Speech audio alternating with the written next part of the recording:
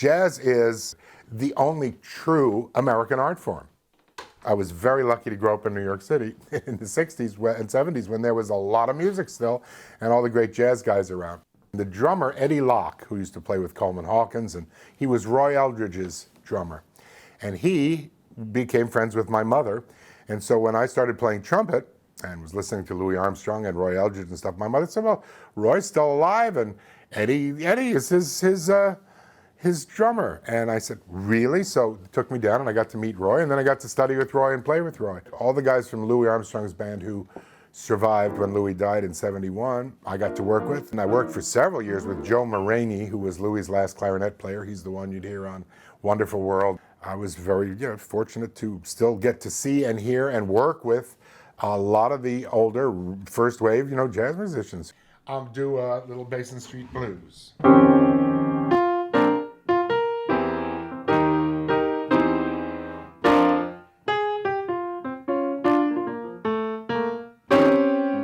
Basin Street, that's the street where the folks, they all meet.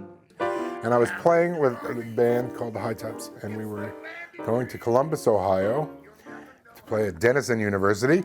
And in the plane, I had that pressure in my ears. And as a trumpet player, I did the wrong thing, telling you to not hold your nose and blow. And I did. I broke all the little bones in there and popped my eardrums. The blood was coming out and everything that night. And I went to the emergency room. I didn't, in the emergency room, think there was anything. The guy said, take some pain pills, you'll be fine. The next guy said, let me do this surgery, you'll be fine. And I figured I'll be fine. When you're young, you think you're invincible. But when none of that worked and they said, okay, finally there's nothing you could do, there was a point where I said, you're not going to be able to play anymore. Well, welcome's free, so dear to me where I can lose